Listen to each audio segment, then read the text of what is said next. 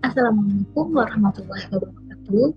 Sebelumnya, perkenalkan saya Aulia Rizkina dari kelas A01 Angkatan 2021. Pada kesempatan kali ini, saya akan memaparkan materi tentang Attention Deficit Hyperactivity Disorder atau yang sering kita kenal dengan ADHD.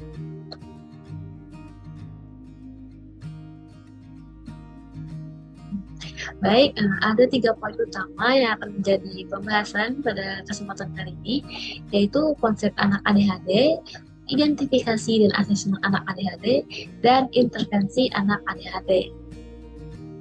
Baik, dimulai dari poin yang pertama, yaitu tentang konsep anak ADHD. Yaitu kita mulai dulu dari pengertian.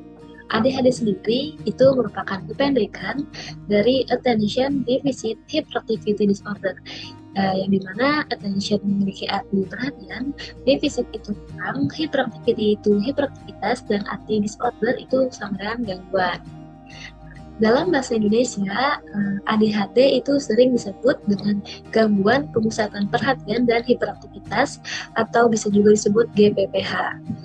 Jadi bisa disimpulkan kalau ADHD itu merupakan suatu kondisi yang mencakup disfungsi otak yang mengakibatkan individu yang mengalami kondisi tersebut itu kesulitan dalam mengendalikan impuls, menghambat perilaku, dan juga rentang perhatian yang mudah teralihkan.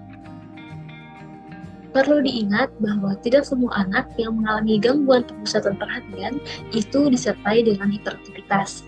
Ada yang hanya mengalami gangguan pemusatan perhatian saja, dan ada juga yang hanya mengalami hiperaktivitasnya.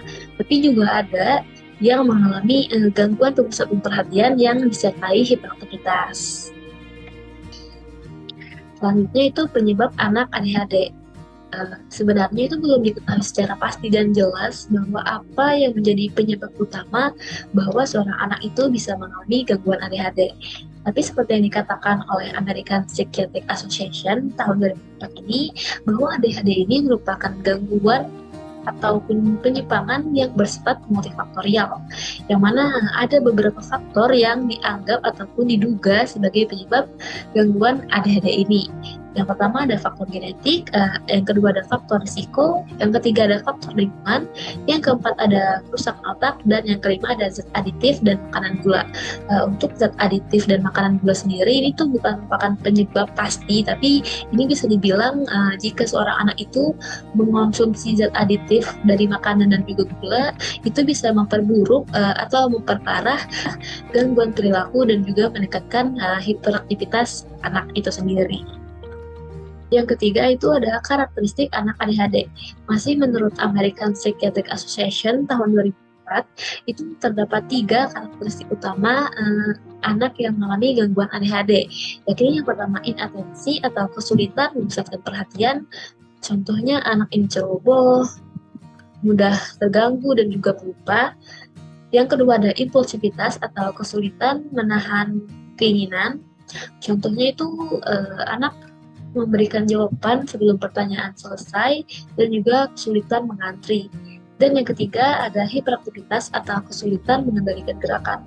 Contoh dari hiperaktivitas ini anak tidak bisa duduk diam, bergerak, dan berbicara berlebihan. Selanjutnya yaitu tipe anak ADHD. Sebenarnya untuk tipe ini sendiri itu terdiri dari banyak golongan, yang mana penggolongan ini sendiri itu berbeda-beda oleh setiap teori yang ada. Dan pada kesempatan kali ini itu saya hanya akan memaparkan atau menyampaikan tipe anak ADHD yang berdasarkan American Psychiatric Association, yang mana itu berdasarkan gejala utamanya ada 3 tipe utama. Yang pertama ada tipe sulit konsentrasi atau predominantly inattentive type. Yang kedua ada tipe hyperactive impulsive atau predominantly hyperactive impulsive type. Dan yang ketiga ada tipe kombinasi atau combined type. Poin selanjutnya yaitu identifikasi anak ADHD. Identifikasi sendiri itu memiliki arti suatu usaha untuk menemukanali apakah seorang anak ini mengalami gangguan ADHD atau tidak. Yang mana tujuan identifikasi ini sendiri itu untuk mengetahui sedini mungkin atau seawal mungkin jika anak ini memiliki beberapa indikasi dari gejala ADHD itu sendiri. Yang mana tentunya jika anak ini dikatakan mengalami gangguan ADHD, itu harus mengacu berdasarkan karakteristik pada DSM-4 yang telah disebutkan sebelumnya tadi. Dalam melakukan proses identifikasi ini sendiri, itu bisa dilakukan oleh guru di sekolah, oleh orang tua anak, atau tenaga profesional terkait, misalkan oleh dokter anak, psikolog, pekerja sosial, dan sebagainya. Dan dalam pelaksanaan identifikasi ini ada beberapa kriteria yang harus diperhatikan, yaitu yang pertama durasi, yang mana perilaku yang anak tunjukkan itu terjadi setidaknya selama 6 bulan berturut-turut. Yang kedua ada onset awal, yang mana muncul perilaku ADHD ini sebelum usia anak berusia 7 tahun. Yang ketiga yaitu tempat. Perilaku yang anak tunjukkan ini tidak hanya terjadi di satu lingkungan saja, melainkan lebih dari satu, misalkan 2 lingkungan seperti di lingkungan sekolah dan juga di lingkungan rumah. Yang keempat ada dampak, yang mana perilaku anak ini itu menyebabkan penurunan fungsional yang signifikan baik dalam bidang akademik ataupun juga ke hubungan sosial anak. Yang kelima itu harus mengecualikan diagnosis lain, misalnya ketegangan mental, gangguan pervasif, psikosis, ataupun gangguan mood, suasana hati. Dan yang keenam, terdapat 3 tipe yaitu inatensi, hiperaktif impulsif, atau kombinasi. Poin selanjutnya yaitu mengenai asesmen anak ADHD. Asesmen sendiri itu memiliki arti suatu proses secara komprehensif atau menyeluruh terkait kondisi anak untuk mengetahui apa saja yang menjadi potensi, kelemahan, dan kebutuhan belajar anak. Yang mana data dari asesmen ini itu ditujukan untuk membuat program layanan yang sesuai dengan kondisi si anak. Secara khusus, Barclay dan McPhee dalam Jerome Sattler tahun 2002 dalam anggaran tahun 2021 itu mengatakan area asesmen atau area kebutuhan asesmen anak ADHD itu meliputi cognitive deficit, adaptive functioning deficit, language deficit, task performance deficit, motor and physical development deficit, emotional deficit, school performance deficit, dan health and accidental injury deficit.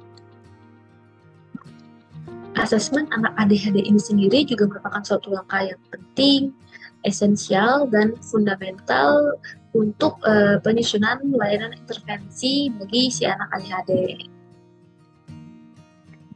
Nah, poin yang terakhir itu mengenai intervensi anak ADHD. Menurut Sugiarmin tahun 2005, itu ada 2 jenis layanan intervensi untuk anak ADHD. Yang pertama itu dilihat dari model pendidikan, yang mana ini biasa dilakukan oleh guru di sekolah. Dan aspek yang dikaji dalam model pendidikan ini itu ada aspek kebutuhan pengendalian diri dan kebutuhan belajar si anak ADHD ini. Dan yang kedua itu ada penanganan khusus atau intervensi, atau bisa dibilang ini model medis.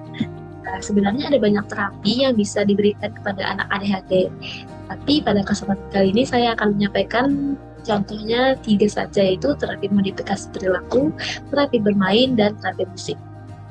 Yang mana manfaat dari terapi ini sendiri itu bertujuan untuk mengendalikan perilaku anak, baik hiperaktivitasnya ataupun meningkatkan pemusatan perhatian oleh si anak itu sendiri. Baik, ini daftar pustaka atau sumber yang saya gunakan pada penyampaian materi kali ini, bisa dilihat. Oke, saya rasa cukup presentasi dari saya. Mohon maaf apabila ada kesalahan kata atau kekurangan. Saya ucapkan terima kasih banyak atas perhatiannya. Wassalamualaikum warahmatullahi wabarakatuh.